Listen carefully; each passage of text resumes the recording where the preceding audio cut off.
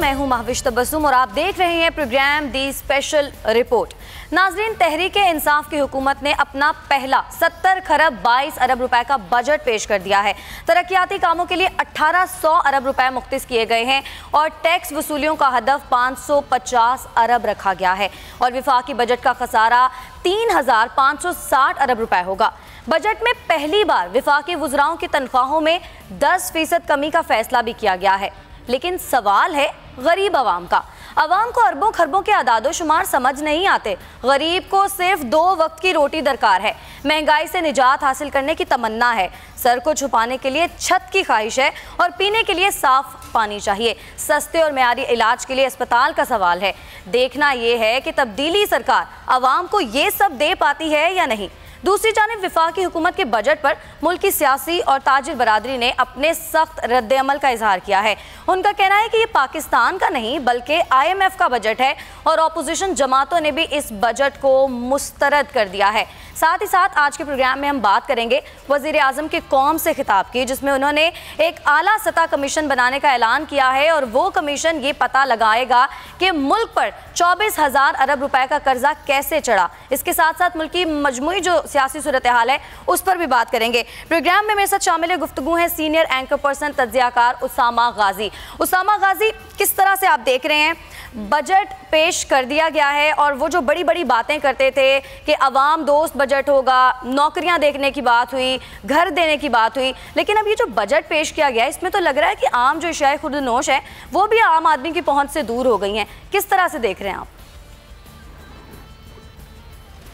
जी देखिए कि जिस तरह आपने भी बात की ये बजट की, अब ये तो सबको नजर आ रहा था कि जैसे ये बजट की बात हो रही थी और उससे पहले इकोनॉमिक सर्वे आया और आपने देखा कि कोई भी टारगेट सेट किए गए थे ग्रोथ के, पाकिस्तान 6% ज्यादा ग्रो करेगा, लेकिन हुआ ये कि 3% आधी ग्रोथ हुई। एग्रीकल्चर में हम पीछे चले गए, माइनस हो गया, इंडस्ट्री में माइनस हो गया।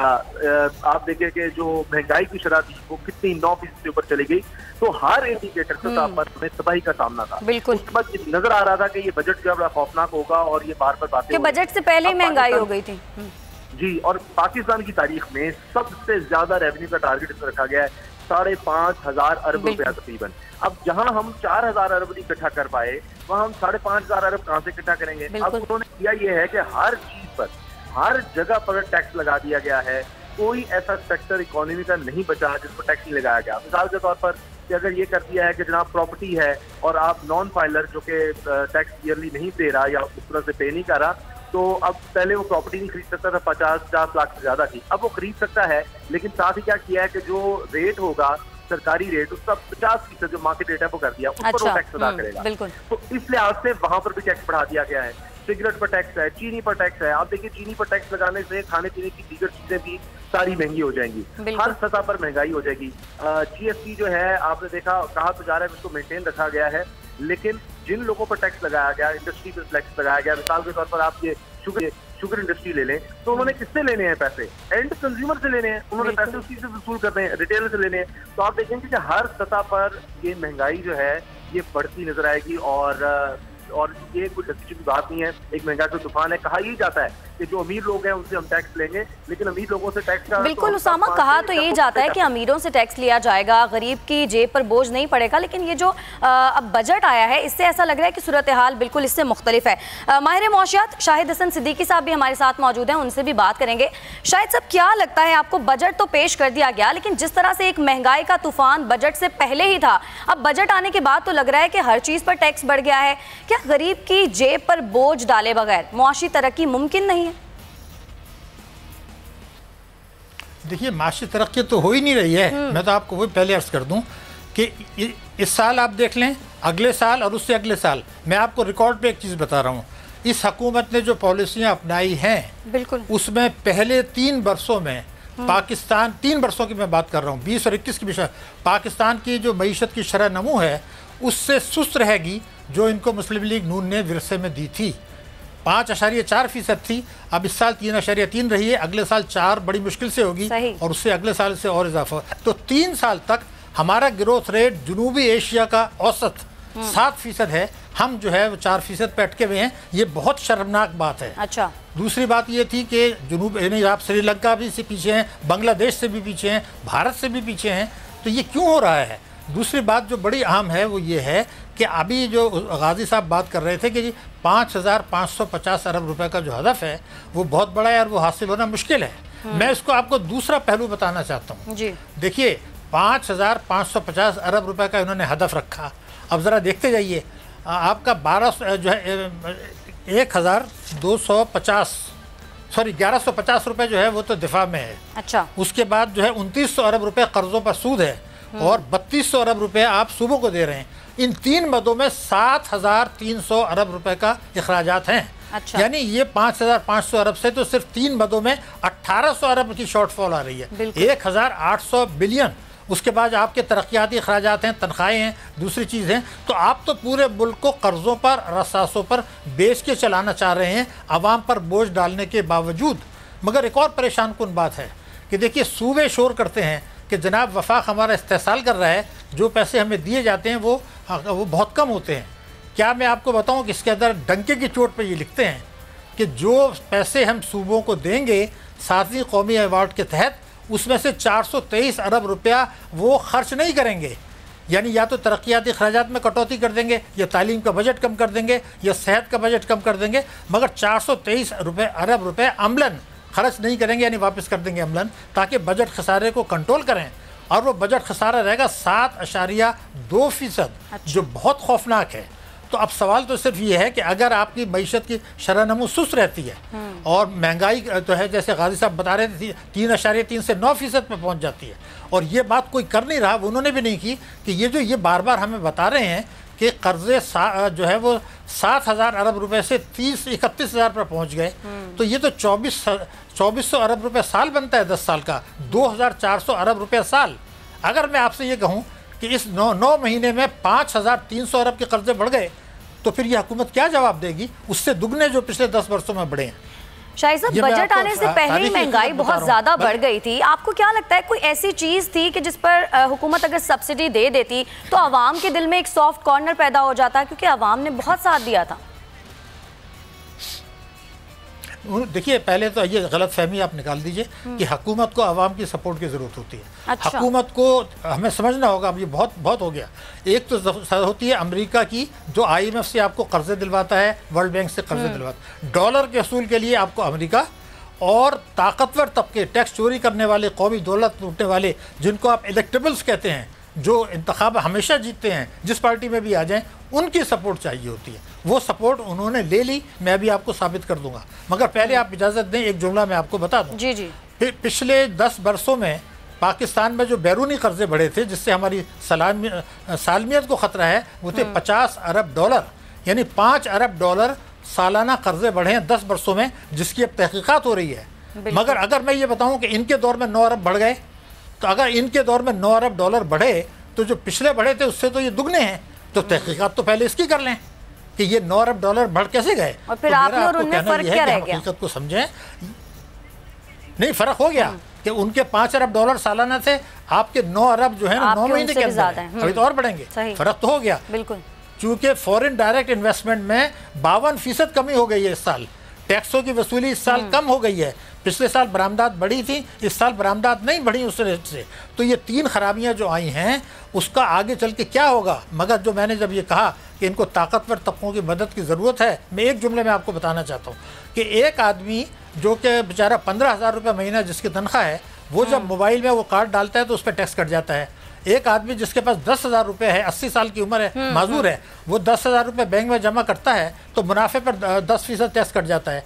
लेकिन जिसके पास करोड़ों रुपए की प्रॉपर्टी है जो खड़ी हुई नजर आ रही है, जो टैक्स चोरी की है, जो वो डिक्लेयर नहीं कर रहा, उसको कहा गया कि 1.5% दे दें। शर्म की बात यह है कि 1.5% पर भारत ने जब वो टैक्स एमनेस्टी लाया था तो 45% थी, हम 1.5% ले रहे हैं, जबकि पाकिस्तान में तनख्वाहदार तबका जिसकी तनख्वाह कम है उससे तो आप 10% ले रहे हैं। तो ये 1.5% जो दी गई है चोरों को नवाजने की है, तो हुकूमत की रिट कहाँ है? फिर एक और खराबी जो हुई है जिससे लोगों की नींदें हराम होनी चाहिए, वो ये है कि ये हुकूमत शुरू से कह रही थी हम लूटी हुई दौलत लाएंगे, लूटी हुई दौलत लाएंगे। अब इसमें इन्होंने एमनेस्टी में लिखा है कि जो लूटी हुई दौलत पाकिस्तान से बाहर गई उसको यहाँ लाने की ज़रूरत नहीं है। تو پھر بلکہ کالا دھن سفید کرنے کی بات کی گئی ہے. بالکل شاہد صاحب ساتھ ہی موجود رہے گا. اسامہ غازی بھی ہمارے ساتھ موجود ہیں. اسامہ، اپوزیشن خاصی تنقید کا نشانہ بنا رہی ہے جب سے بجٹ آیا ہے. اپوزیشن کی جانب سے اس بجٹ کو مسترد کیا گیا ہے. کہا ہے کہ غریب کے لیے تو اس بجٹ میں کچھ بھی نہیں ہے. لیکن پیپلز پارٹی کی حکومت اتنی بار اقتدار میں آئی، نون لیگ اتنی بار اقتدار میں آئی، انہوں نے کیا کیا تھا غریب کے لیے؟ آپ کو لگتا ہے کہ ان کا یہ جو احتجاج ہے یہ جائز ہے؟ جائز نہیں ہے. دیکھیے، کیا پیپلز پارٹی کے دور میں اور نون لیگ کے دور میں دودھ کی نہریں بہتی تھی؟ نہیں. کون سا ایسا کام ہو گیا کہ ہم کہیں کہ کمال کر دیا گیا؟ کیا عمران خان صاحب جب یہ کہتے ہیں کہ خسارہ پاکستان کی تاریخ کا سب سے بڑا تھا، پاکستان کی تاریخ میں سب سے زیادہ قرضے لیے گئے، 6,000 ارب سے شروع ہوئے اور 30,000 ارب تک ہم پہنچ گئے 10 سالوں میں، تو کیا یہ جھوٹ ہے؟ یہ باتیں جو سب سچ ہیں، اس میں تو کوئی دو رائے ہے نہیں، اور اس کو وہ مانتے بھی ہیں. اور پھر کہ یعنی ایک گھر والے جتنا کماتے ہیں اس سے 2-3 گنا اگر وہ خرچ کرنے لگ گئے ہیں تو کہاں سے گزارا کریں گے؟ کب تک قرض لیتے رہیں گے؟ یہ یہاں پر ہوتا رہا. اور اب آ کر یہ کہا جاتا ہے کہ جناب ہم بڑے کامیاب تھے. اگر اتنے کامیاب تھے تو آپ بجٹ بنا کے دکھا دیں. مجھے بتا دیں یہ جو بجٹ انہوں نے بنایا ہے اس سے بہتر نون لیگ اور پیپلز پارٹی مجھے بنا کر دکھا دیں.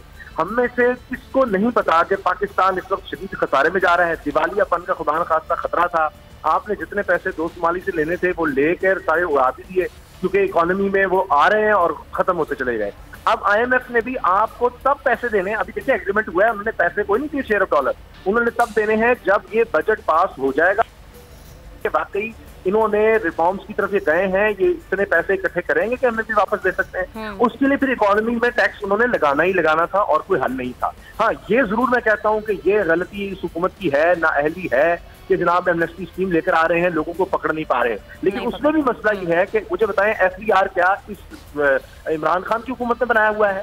جو ٹیکس کے جتنے بھی ادارے ہیں کیا اس حکومت سے بنائے ہوئے ہیں؟ 10 سال میں جو نہیں ٹھیک کر سکے آپ 10 مہینے میں کیسے ایکسپیکٹ کرتے ہیں ٹھیک کر لیں گے؟ انہوں نے کوشش کی، شبر زیدی صاحب کو لے آئے، لیکن ایک شخص سے لانے سے نہیں ہوگا. ریفارمز کرنی پڑیں گی، قانون سازی کرنی پڑے گی. یہاں تو مسئلہ یہ ہے کہ جناب بینک میں جن لوگوں کے اکاؤنٹس ہیں زیادہ تر ٹیکس پے نہیں کرتے، اور جب اسٹیٹ بینک سے جا کر آپ کہتے ہیں کہ جناب ہمیں ذرا آپ دے دیں جو لوگ آپ کے پاس ہیں، جن کے پاس لاکھوں کروڑوں اربوں روپیہ ہے، اور ذرا ان کی تفصیل ہمیں دے دیں کہ جو ٹیکس پے نہیں کر رہے ہم ان کو دیکھ لیں کہ کس کا ود ہولڈنگ ٹیکس آپ کا کرتا ہے، تو اسٹیٹ بینک آ کے جواب دیتا ہے جی وہ قانون ہی موجود نہیں ہے کہ ہم آپ سے پابند ہوں کہ ہم آپ کو یہ دیں. تو یہ تو حال ہے. جب تک اس طرح کے قانون نہیں ہوں گے، جب تک آپ کے پاس وہ ہتھیار نہیں ہوں گے، وہ اوزار نہیں ہوں گے جس سے آپ کی کام لے سکیں، جس سے آپ لوگوں کو جا کر پکڑ سکیں جو ٹیکس نہیں دے رہے، تب تک آپ کیسے آگے بڑھیں گے؟ پرچے لگا دینے سے، دعوے کر دینے سے، اپیلیں کر دینے سے کام نہیں بنے گا. بالکل. اب یہ بجٹ آ گیا ہے، اب اللہ کرے کہ انہوں نے جس طرح کہا ہے کہ اتنے پیسے اکٹھے کرنے میں کامیاب ہو جائیں، کیونکہ خدا نخواستہ اگر یہ نہ ہوئے اتنے پیسے اکٹھے کرنے میں تو پاکستان شدید مشکلات کا شکار ہو جائے گا. ہم نے اپنے قرضے بھی 2,000 ارب روپیہ سالانہ واپس کرنا ہے، اپنے خرچے بھی پورے کرنے ہیں، اور ٹیکس مزید اکٹھا کرنا ہے تاکہ پاکستان چلتا رہے. اور اس کے علاوہ اس بجٹ کے علاوہ مجھے بتا دیں کوئی اور حل تھا تو یہ نون لیگ اور پیپلز پارٹی لے آئیں. اور یہ اپنے سندھ کا دیکھ لیں نا کیا حال ہے. آج پیپلز پارٹی کی سندھ میں حکومت ہے، سندھ میں کیا ہو رہا ہے؟ وہاں تو کچھ بھی نہیں، ترقیاتی کام بھی نہیں ہو رہے، ایک سڑک تک نہیں بنی. تو اس لیے یہ کس منہ سے اس طرح کی باتیں کرتے ہیں؟ یہ تو اپنے جو ان کے خلاف کیسز ہیں ان کا تو پہلے جواب دیں، کرپشن کر کے کھا گئے. انہوں نے کس طرح کے مجھے بتائیں ایجوکیشن میں کتنی کو تبدیلی آئی 18ویں ترمیم کے بعد سندھ گورنمنٹ میں کتنی کچھ آپ دیکھیں، صحت میں کیا ریولیوشن آیا ہے، تعلیم میں کتنا بیڑا غرق کر کے رکھ دیا تعلیم کا. پچھلے 10 سال سے ان کی حکومت ہے، کیا کر دیا انہوں نے؟ تو کتنی کچھ ڈیولپمنٹ سندھ میں ہو گئی ہے. کیا پھر تو ایسے لگے کہ جناب پورا پاکستان اٹھ کے سندھ میں جا کر رخ کرے، کراچی کا جا کر رخ کر کے جناب وہاں پر بڑی ڈیولپمنٹ ہو رہی ہے، وہاں پر روزگار کے مواقع بہت زیادہ ہیں. ہر چیز کا ذمہ دار جب اپنی باری آتی ہے کہتے ہیں وفاقی حکومت، اور پھر کہتے ہیں کہ 18ویں ترمیم کو بھی خطرہ ہے. اور جس کی بھی حکومت آتی ہے وہ پچھلی حکومتوں کو مورد الزام ٹھہراتا ہے. شاہد صاحب، ریفارمز کی بات کی جاتی ہے، کن ریفارمز کی ضرورت ہے؟ ہم اتنے سالوں سے سن رہے ہیں پاکستان مشکل دور سے گزر رہا ہے، کبھی تو آسانی آئے گی. مطلب عوام یہ جاننا چاہتی ہے کہ معیشت آخر کب بہتر ہوگی، اصلاحات کب لائی جائیں گی؟ دیکھیے اس میں 2 باتیں بہت ضروری ہے جو میں آپ کو بتا رہا ہوں. تحریک انصاف نے یہ ریکارڈ پر ہے کہ الیکشن سے پہلے کہا تھا کہ ہم اقتدار میں آ کر 100 روز کے اندر عدل انصاف پر مبنی ٹیکسوں کی پالیسی نافذ کر دیں گے. اب میں آپ کو ریکارڈ پہ بتا رہا ہوں کہ عدل پر مبنی ٹیکسوں کی پالیسی کے لیے یہ وفاقی کابینہ تیار نہیں ہے. अच्छा, یہ جو ان کے سینٹ میں ممبرانس ہیں، قومی اسمبلی میں ممبرانس ہیں، صوبائی اسمبلی میں ممبرانس ہیں، وہ تیار نہیں ہیں. انہوں نے ایسے لوگوں کو ٹکٹ دیے تھے دوسری پارٹیوں سے لے کے جو ماضی میں وہی حرکتیں کرتے رہے تھے. تو اب سوال یہ ہے کہ جب عدل پر مبنی اب ٹیکس کی پالیسی نہیں لا رہے، جو 100 دن وہ تو اب 5 سال میں بھی نہیں لائیں گے، تو میں یہ ذمہ داری سے کہہ سکتا ہوں کہ 2024 میں وہی رونا مچ رہا ہوگا کہ خدا نہ خواستہ کہ IMF کے پاس جائے، معیشت تباہ ہوگا. ایک چیز مگر دوسری میں آپ کو ایک بالکل کلیریفائی کر دوں ذمہ داری کے ساتھ، وہ یہ ہے کہ یہ حکومت کیا کر سکتی تھی. میں آپ کو بتا دوں، دیکھیے 2018 میں یہ اس وقت FBR نے یہ اشتہارات شائع کرائے تھے اور یہ کہا تھا کہ ہمارے پاس جو اختیارات ہیں FBR کے پاس، ان کو یعنی شبر زیدی کے پاس آج حکومت کی ضرورت نہیں ہے. پاکستانی قوانین کے تحت جو پراپرٹیز ہیں جو کہ چوری کیسے بنائی گئی ہیں، جن کو ایمنسٹی میں نہیں دیا گیا، اس کی تفصیلات حکومت کے پاس ہیں، اور اگر حکومت چاہے تو اس سے ٹیکس لے سکتی ہے. FBR لے سکتا ہے، حکومت نہیں. لیکن یہ اس کے لیے تیار نہیں ہے.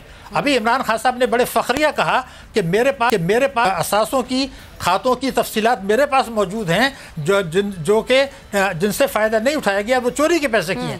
اب ان سے یہ پوچھا جائے جو تفصیلات آپ کے پاس ہیں، آپ تو ٹی وی پہ آ کے یہ کہہ رہے ہیں جی آپ ٹیکس ایمنسٹی سے فائدہ اٹھا لیں ورنہ ہم ایکشن لیں گے. بالکل آپ کہہ رہے ہیں کہ ٹیکس ایمنسٹی سے فائدہ اٹھا لیں ورنہ ہم ایکشن لیں گے. ساتھ ہی موجود رہے گا شاہد حسن صدیقی صاحب، ڈاکٹر عطاء الرحمان HEC کے سابق چیئرمین ہیں، انہوں نے ہمیں جوائن کیا، ان سے بھی بات کریں گے.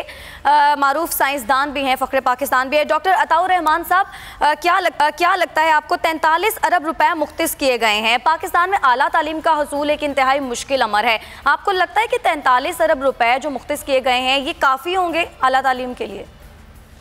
شکریہ. پچھلے سال کوئی 35 ارب روپے ڈیولپمنٹ گرانٹ تھی HEC کی، اور جو ریلیز کیے تھے حکومت نے وہ 30 ارب تھے.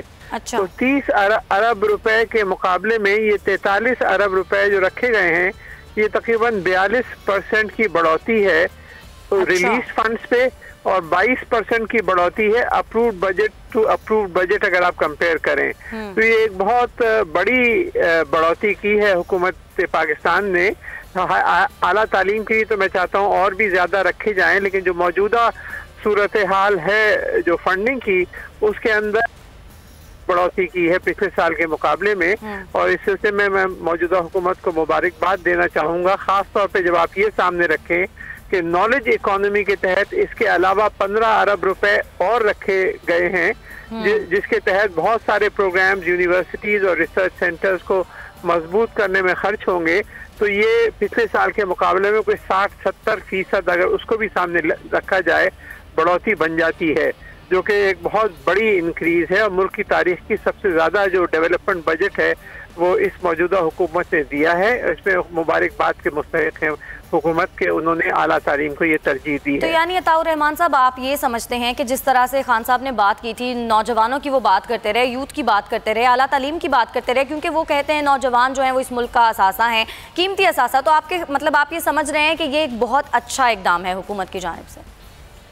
ایک بہت بڑا پروگرام رکھا جا رہا ہے جو پرائم منسٹر ہاؤس کے پیچھے کی زمین ہے، اس کو ایک بین الاقوامی لیول کی یونیورسٹی میں کنورٹ کیا جا رہا ہے. ایک 162 ارب روپے کا بہت بڑا پروگرام شروع کیا جا رہا ہے آرٹیفیشل انٹیلیجنس کے سینٹرز کا، جس سے نوجوانوں کو بہت نوکریوں کے مواقع ملیں گے. یہ پاکستان کا سب سے بڑا پروگرام ہوگا. یہ ہر بڑے شہر میں نیشنل سینٹرز آف ایکسلنس بنیں گے آرٹیفیشل انٹیلیجنس پہ. تو ہائر ایجوکیشن کمیشن کا بجٹ تو ایک خالی چھوٹا سا حصہ ہے. اس کے علاوہ اور بہت سارے بڑے بڑے پروجیکٹس شروع کیے جا رہے ہیں تاکہ جو ہماری اصل دولت ہے، جو افرادی قوت ہے، 10 کروڑ افراد ایسے ہیں جو 20 سال سے کم عمر کے ہیں، ان کے اوپر ہم خرچ کریں اور ان کے لیے مواقع پیدا کریں تاکہ پاکستان تیزی سے ایک علم پر مبنی معیشت کی طرف گامزن ہو سکے. اچھا اسامہ، آپ ڈاکٹر صاحب سے کوئی سوال کرنا چاہ رہے ہیں پلیز؟ اس حکومت پر کہ انہوں نے یہ تباہی کر دی اور اکانومی کی تباہی ہو گئی، آپ اس کو کہاں تک درست سمجھتے ہیں؟ اور پھر عمران خان صاحب نے جو کہا تھا اس میں واضح نظر آیا کہ وہ بھی اس ڈر پہ ہے کہ ہم تعلیم پر خرچ کرنا چاہتے ہیں، ہم صحت پر لوگوں کو خرچ کرنا چاہتے ہیں، لیکن ہمارے پاس اتنا پیسے ہی نہیں ہے. تو آپ کو لگتا ہے کہ آنے والے دنوں میں، کیونکہ یہ تو ان کا مشن ہے، 2 ہی تو مشن لے کر صحت اور تعلیم تو بہت زیادہ، اسی لیے انہوں نے شاؤت خانم اور یونیورسٹی بھی بنائی، نمل یونیورسٹی. تو اس کے لیے آپ کیا سمجھتے ہیں کہ کب تک وہ جو ویژن ہے وہ عمران خان صاحب پورا کر سکیں گے اور تنقید کہاں تک جائے گا؟ میرے خیال سے 1 سال کے اندر آپ کو ایک بہت بڑی تبدیلیاں دیکھنے میں سامنے آنی شروع ہو جائیں گی. پاکستان آسٹریا یونیورسٹی ہری پور ہزارہ میں بن رہی ہے جس کی کلاسز اگلے سال سے شروع ہو جائیں گی. 21 چائنیز سینٹرز آف ایکسلنس قائم ہو رہے ہیں پورے ملک کے اندر, مختلف فیلڈز کے اندر یہ کام کرنا شروع کر دیں گے. آرٹیفیشل انٹیلیجنس کے جو سینٹرز ہیں اور بہت سے اور پروگرامز ہیں وہ شروع کر دیں گے. انفارمیشن ٹیکنالوجی منسٹری کے تحت بہت سارے بجٹ دیے جا رہے ہیں اور ministry of science and technology کا بجٹ بھی کئی گنا بڑھا دیا گیا ہے. تو یہ سارے جو چیزیں ہیں یہ نوجوانوں کی طرف ہیں اور علم پر مبنی معیشت کی طرف آگے بڑھنے کے لیے ہیں. تو یہ تنقید جو کچھ کی جا رہی ہے وہ سیاسی تنقید ہے, اس میں کوئی حقیقت نہیں ہے. اور میرے خیال سے تو پاکستان پہلی دفعہ اپنی تاریخ میں صحیح ڈائریکشن میں, ایک صحیح سمت میں ہم اب بڑھ رہے ہیں, کیونکہ آج کی دنیا علم کی دنیا ہے. وہی ممالک ترقی کر رہے ہیں جنہوں نے سمجھ لیا ہے کہ ہمیں اگر آگے بڑھنا ہے تو ہمیں تعلیم, سائنس, ٹیکنالوجی اور جدت ترازی کی طرف ہمیں اپنی ترجیح سب سے زیادہ ترجیح دینی ہوگی. ٹھیک ہے, بہت شکریہ آپ کا. ڈاکٹر عطاء الرحمان صاحب موجود تھے. یہاں پر وقت ہوا ایک بریک کا. بریک کے بعد جب واپس آئیں گے تو بات کریں گے کرکٹ ورلڈ کپ 2019 کی. ساتھ رہیے گا.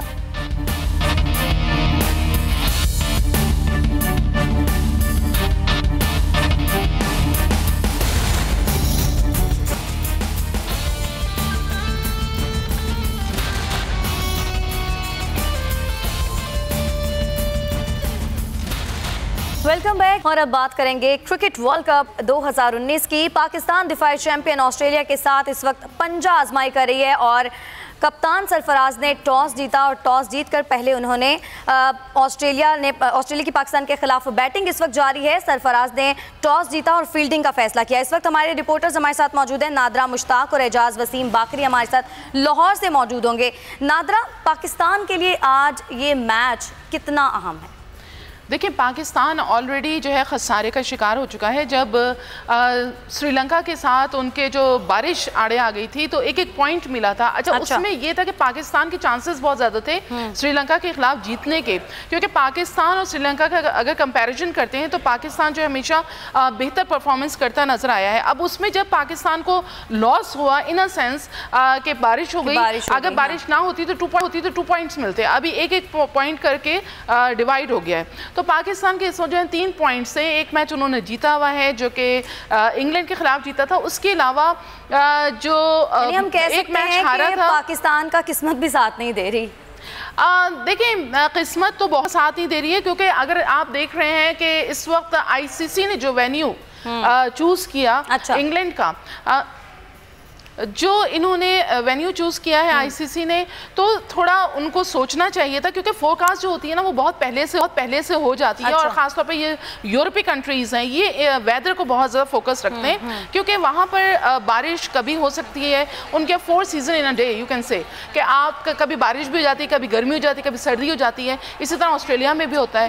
تو موسم کے ساتھ ان کو چاہیے تھا کہ کم از کم یہ تمام چیزیں پہلے سے ہوتی ہیں. مجھے لگتا ہے اس میں لیگ کر گئی ہے ICC, اور جس کی وجہ سے یہ جو خسارہ بھگتنا پڑ رہا ہے تمام ٹیموں کو. تو تھوڑے سے مشکلات تو ہیں, کیونکہ بہت سی ٹیمیں بہت تیاری کر کے آئی ہیں, کس طرح سے وہ پرفارمنس دینا چاہتی تھیں, ویسی اب تک کھل کر پرفارمنس نہیں ہوئی. اسی طرح سے کل ایرن فنچ نے جب پریس کانفرنس کی تھی اور سرفراز احمد نے ان کو سیکنڈ کیا تھا کہ واقعی ہمیں اپنی پرفارمنس دکھانے کا موقع نہیں مل رہا ہے. تو اب آسٹریلیا کے ساتھ کافی نروس کا گیم ہم کہہ سکتے تھے, لیکن جس طرح سے ٹاس جیتا ہے سرفراز نے اور بالنگ کا فیصلہ کیا ہے کپتان سرفراز نے, یہ وائز ڈیسیشن ہے. بالکل صحیح ہے, کیونکہ دیکھیں وہاں پر بارش ہو رہی تھی تو کورز ہوئے تھے وکٹ کے اوپر, نمی تھی پچ میں, موئسچر تھا اور گراسی وکٹ تھی. تو یہ بڑے فاسٹ بولرز کے لیے سازگار تھی, بلکہ آپ کہہ سکتے ہیں بولرز کے لیے سازگار تھی.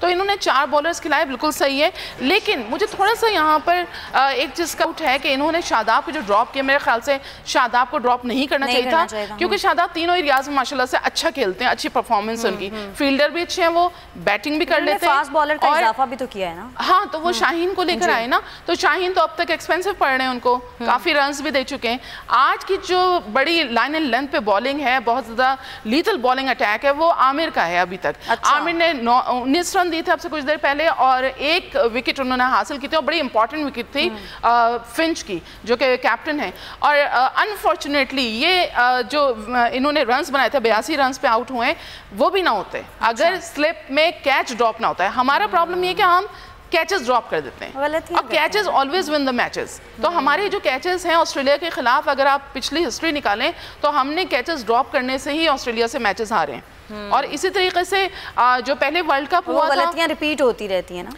बात ये है कि आप गलतियों से सीख क्यों नहीं रहे? गलतियों से सीखना चाहिए। प्रेशर होता है, किस वजह से ये गलती बार बार? देखिए, प्रेशर, प्रोफेशनल प्लेयर्स को प्रेशर नहीं होना चाहिए। ये गेम्स होते हैं, ये यूज्ड टू होते हैं, ये नहीं फर्स्ट टाइम खेल रहे होते हैं। ये प्लेयर्स आदी होते हैं इनके साथ खेलने के, ठीक है। विकेट्स भी आपकी जो हैं वो जिन कंट्रीज में ये जाते हैं ये वहाँ खेलते रहते हैं गाये बगाए, ऐसा नहीं है कि फर्स्ट टाइम खेल रहे हैं। हाँ, कुछ जो शहर होते हैं जिसमें ये नहीं खेले होते, जैसे इससे पहले जो नॉटिंघम में आई गेस इन्होंने नहीं खेला हुआ था, तो उसमें 2 मैचेस खेले तो इतना ज़्यादा मतलब मानूस नहीं थे। अच्छा, आपकी जानिब से कप्तान सरफराज को तनकीद का निशाना बहुत ज़्यादा बनाया जाता रहा। आप कहते हैं कि वो एग्रेसिव नहीं है। अभी जो कप्तान सरफराज ने टॉस जीतकर पहले बॉलिंग का फैसला किया है, ये फैसला आपके ख्याल में कितना दुरुस्त है? देखें, ऑरन फिंच ने भी जब टॉस हारने के बाद कमेंटेटर से गुफ्तगू की तो उनका कहना था कि वो भी चाहते कि वो यहाँ पे बॉलिंग करते, क्योंकि पिछले 3 दिन से टॉटन के अंदर बारिश हो रही है और उसकी वजह से विकेट गीला था और फिर अभी भी सूरज नहीं निकला, आसमान के ऊपर अभी भी बादल हैं। इसके अलावा विकेट के ऊपर थोड़ी सी घास भी छोड़ी गई है। यही वजह थी कि पाकिस्तान क्रिकेट टीम के कोच मिकी आर्थर और सरफराज ने शादाब को ड्रॉप करके शाहीन शाह अफरीदी को खिलाने का फैसला किया। शायद अगर ऑरन फिंच भी टॉस जीता तो वो पाकिस्तान को पहले खिला देता। अच्छा महवेश, पता है प्रॉब्लम क्या आ रही है पाकिस्तान की टीम के अंदर? हम लोग क्या करते हैं कि एक मैच जीतते हैं, जो गंद होता है वो हम बजाय के कमरे से बाहर निकालने के हम कारपेट के नीचे डाल देते हैं। आप इस मैच में पाकिस्तानी टीम के प्लेयर्स की बॉडी लैंग्वेज देख लें, आधा मैच तो ये हार चुके हैं। इनको अंदाज़ा ही नहीं है कि ऑरन फिंच ने आते ही जिस तरीके से अटैक किया और जिस तरीके से ऑस्ट्रेलिया ने इंडिया से हारने के बाद पॉजिटिव क्रिकेट खेली, इनको एग्रेसिव होकर जाना चाहिए। आप सरफराज का चेहरा पढ़ लें, आप बाबर का चेहरा पढ़ लें, ये टीम कमज़ोर नहीं है। इस टीम ने वर्ल्ड कप की मेज़बान टीम, सबसे हॉट फेवरेट टीम इंग्लैंड को शिकस्त दी है, लेकिन वो जो शिकस्त का खौफ है, वो ऑस्ट्रेलिया दिफाई चैंपियन है और हम जो है वो ग्रीन टॉप विकेटों के ऊपर खेल नहीं सकते हैं। ये जितना 350 रन होना जाएगा, ये चेज हो सकता है। नहीं तो एजाज 31 ओवर में अभी तक 200 रन तो बना लिए पाकिस्तान ने और अभी भी तकरीबन 20 ओवर्स का मैच अभी बाकी है। तो आप ऑस्ट्रेलिया ने, आपके ख्याल में 350 का अगर टारगेट दे देता है ऑस्ट्रेलिया, तो पाकिस्तान डिफेंड कर पाएगा इतना बड़ा टारगेट? देखिए, मैं आपको मिसाल देता हूं। हिंदुस्तान ने पहला मैच खेला साउथ अफ्रीका के खिलाफ। कप्तान कोहली ने आकर पता है प्रेस कॉन्फ्रेंस में क्या कहा कि हम लोग डिसाइड करके आए थे कि जो टॉप 3 हैं, रोहित शर्मा, शिखर धवन और धोनी और कोहली, इनमें से एक सेंचुरी स्कोर करेगा। पाकिस्तान के इमामुल हक हैं, फखर जमान हैं और बाबर आजम हैं। इन 3 टॉप में से एक सेंचुरी स्कोर करे, नीचे सरफराज हैं, आसिफ हैं, शुएब और हफीज़ हैं, तो पाकिस्तान स्कोर कर सकता है। बुनियादी तौर पर हमारे इस वर्ल्ड कप में भी आपको मैं किन अल्फाज में बताऊं कि दुख होता है कि खिलाड़ियों को यह खौफ है कि अगला मैच कहीं ड्रॉप ना कर दें। पाकिस्तानी टीम मुसलसल 12 मैचेस हारने के बाद वर्ल्ड कप कैंपेन शुरू करने आई है, तो वो जिस एतमाद के साथ आए थे, खिलाड़ियों को अभी खौफ है। मिकी आर्थर किस तरह के फैसले कर रहे हैं, सरफराज किस तरह के फैसले कर रहे हैं, इंजमाम टीम के साथ हैं। मैं फिर कह रहा हूं कि पाकिस्तानी टीम जीत सकती है। साउथ अफ्रीका भी इस टूर्नामेंट के अंदर बहुत बुरा परफॉर्म करी है। सिर्फ ये होना चाहिए कि एतमाद के साथ खेलें। खौफ जो कप्तान पे तारी है या जो सीनियर 2 हमारे उन पे तारी है, बाबर पे तारी है, इस खौफ के बुत को तोड़ दें और यही टीम ऑस्ट्रेलिया के मैच में कमबैक भी कर सकती है और यहाँ पे टारगेट चेज भी कर सकती है। ठीक है, अच्छा, साथ ही मौजूद रहेगा एजाज। नातरा, क्या लगता है पाकिस्तान कमबैक कब करेगा? जिस तरह से एजाज भी बता रहे हैं कि पाकिस्तानी टीम जो है वो खौफ का शिकार है, मतलब कब निकलेंगे? बिल्कुल इस बात को सही कहा कि हम जब एक मैच हार जाते हैं और उसके बाद जब हम दोबारा आते हैं तो हम अटैकिंग नहीं खेलते, हम डिफेंसिव खेलते हैं। जब हम डिफेंसिव होके जाएंगे फील्ड के अंदर तो हमारी परफॉर्मेंस पे डेफिनेटली फर्क पड़ेगा। और डिफेंसिव कैप्टन को चाहिए कि वो जो है वो डिफेंसिव ना हो, वो मोटिवेट करे, अपनी पूरी टीम को जेल करे और उसको बताए कि भाई हमें इस तरह अटैक करना है। लाइक अभी जो इनसे ये हारे हैं भारत से, ऑस्ट्रेलिया जब हारा है, अब हारने के बाद तो अगर पाकिस्तान टीम होती तो उनका मोरल और ज्यादा डाउन हो जाता, लेकिन ऑस्ट्रेलिया ने ऐसा नहीं किया। वो शेर की तरह पंजा आजमाई कर रहे हैं, यहाँ पर शेर की तरह आगे आए हैं, उस तरह से अटैक कर रहे हैं। और इसी वजह से जो हमारी टीम है वो अंडर प्रेशर, इनकी बॉडी लैंग्वेज बिल्कुल चेंज नजर आ रही है। 200 रन बन चुके हैं, बनने वाले हैं तकरीबन समझें, और उसके बावजूद हमारी टीम जो है इतने ज़्यादा विकेट्स लेने में कामयाब नजर नहीं आई है। आप ये देखें कि इससे पहले जो वर्ल्ड कप हुआ था, एडलेड में जो मैचेस हुए थे, उसमें शेन वॉटसन को जिस तरह से ललकारा था, वहां पर बड़ी जबरदस्त बॉलिंग की थी, बहुत अच्छी की, उसके बावजूद हम हार गए थे वो मैच। और क्यों हारे थे? क्योंकि हमारे जो प्लेयर्स थे उन्होंने मुस्तकिल कैचेस ड्रॉप करते थे। अच्छा नादरा, हमारे पास वक्त अब इंतहाई कम रह गया, सिर्फ ये बता दें आज कौन मैच जीतेगा? बज़ाहिर मुझे लगता है कि ऑस्ट्रेलिया ही अपर हैंड रहेगा, क्योंकि अब तक जो वर्ल्ड कप में मैचेस हुए उसमें ऑस्ट्रेलिया ने 5 मैचेस जीते हैं, पाकिस्तान ने 4 जीते हैं। एजाज से भी पूछा, एजाज आपको क्या लगता है आज का मैच कौन जीतेगा? पाकिस्तान चाहे हार जाए, लेकिन हमारे टॉप ऑर्डर्स को सेंचुरी स्कोर करने चाहिए, क्योंकि हम एतवार को भारत के खिलाफ खेलने जा रहे हैं। गो के आप हार जाए, ऑस्ट्रेलिया के खिलाफ वर्ल्ड चैंपियन टीम में अच्छा खेल रही है, मुश्किल नजर आ रहा है, यानी आप कह रहे हैं आज पाकिस्तान की जीत जो है वो मुश्किल नजर आ रही है। बहुत शुक्रिया बाकरी, नादरा मुश्ताक भी हमारे साथ मौजूद थी, आप दोनों का बेहद शुक्रिया। नाज़रीन, आज के प्रोग्राम से इतना ही, कल फिर से आपकी खिदमत में हाजिर होंगे, तब तक के लिए अल्लाह निगहबान।